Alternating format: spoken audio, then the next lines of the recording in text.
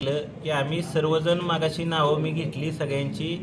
त्या ठिकाणी आज महाराष्ट्राचे माजी मुख्यमंत्री पृथ्वीराज चव्हाण बाबा आहेत, उदयसिंह पाटील दादा आहेत, मनोज घोरपडे आहेत, त्याचबरोबर ते कराड उत्तरचे आमदार आहेत, त्याचबरोबर धैर्यशील दादा त्या ठिकाणी भारतीय जनता पार्टीचे अध्यक्ष आहेत। स्वर्गीय यशवंतराव चव्हाण साहेबांनी सह्याद्री सहकारी साखर कारखान्याच्या निर्मितीसाठी ह्या पाची तालुक्यातून जे सभासदांना एकत्र करून हा कारखाना उभा केला।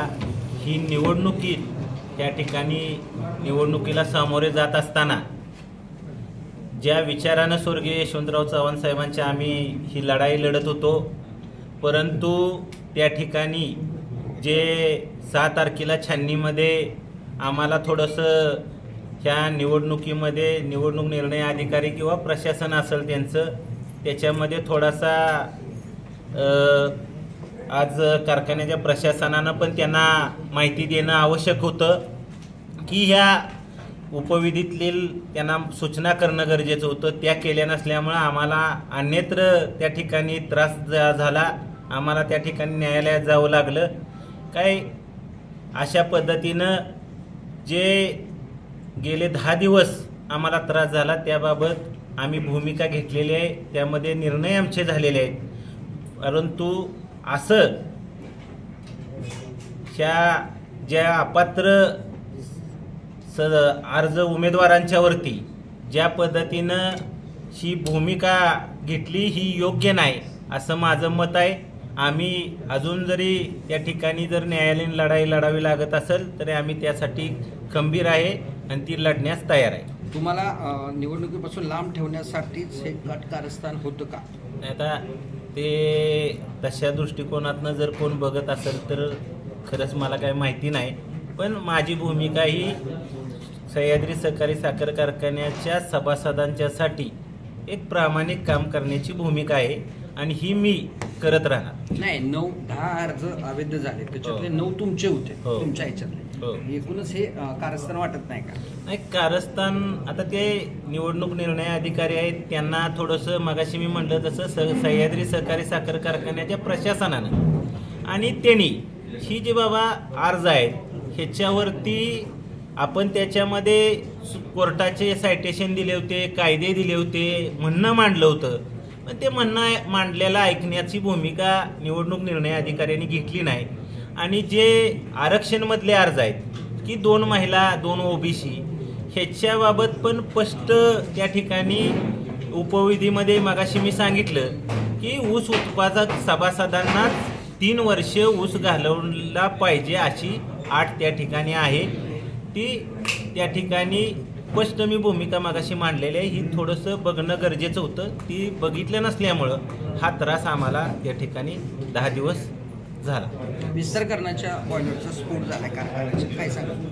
काय आता मागाशी मी सांगितलं की जे आज स्वर्गीय यशवंतराव चव्हाण साहेबांच्या विचारातून प्रेरित झालेला हा जो सह्याद्री आहे, या सह्याद्रीविषयी गेले 4-5 वर्ष झालं ही जी विस्तारवाढीचं नवीन 3500 TCDचा प्लॅन आहे, लोकांचं चर्चा आहे लोकांच्यात की बाबा हा तुमच्याकडे किती कंपन्यांची टेंडर आली, त्याच्यामध्ये किती कंपन्यांनी कशा पद्धतीनं सहभाग घेतला आणि त्या सहभागामध्ये तुम्ही ह्याच कंपनीला सातारची जी केबॉइट कंपनी नावाची आहे आणि त्यांना कसं काम दिलं ही लोकांची मागणी आहे। बरेच दिवस झालं आज इजॅक वगैरे अशा कंपनीने पण त्या ठिकाणी टेंडर भरलेले होते, पण ह्याच कंपनीला का टेंडर दिलं आणि त्याचा अनुभव खरं तर बघण्याची आवश्यकता असती। ह्या कंपनीचं असे किती प्लॅन्ट आपण उभारलेत, महाराष्ट्रामध्ये असेल महाराष्ट्राच्या बाहेर असतील, ह्याचा अनुभव संचालक मंडळाने चेअरमननी काय माहिती घेतली होती का, ह्याचाही माझे थोडंसं त्यांना प्रश्न आहे। कंपनी बॅकलिस्टेड आहे ती असं माझ्या कानावरती आहे की ती कंपनीनं जे काम केलेलं आहे आज समोरच आहे तुमच्या उदाहरण, आज 4थं वर्ष चालू आहे की ती कंपनी काम करते त्या ठिकाणी।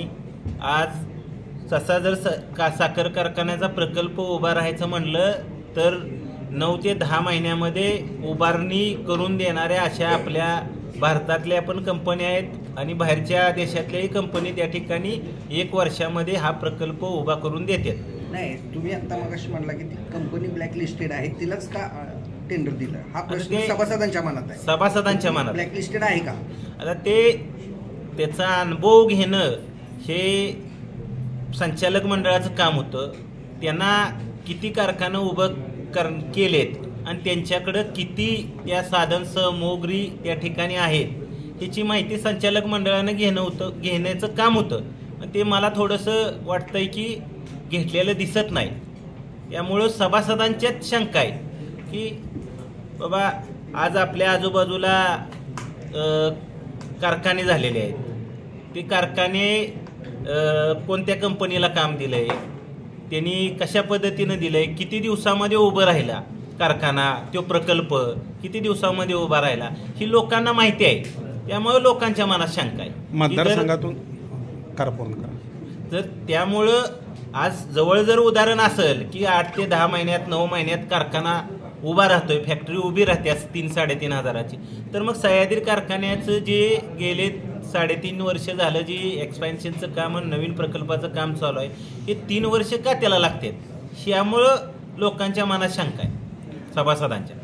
तुमच्या अपात्रतेनंतर मतदारसंघात थोडीशी मरगळ दिसत होती, परंतु आता तुम्ही परवा पात्र झाल्यानंतर पुन्हा एकदा ती मरगळ झकटलेली दिसते. परंतु मतदारसंघातून अशी मागणी आहे की एकास एक पॅनेल होईल, ते होईल का पूर्ण? आम्ही ते प्रयत्न मागाशी सांगितले.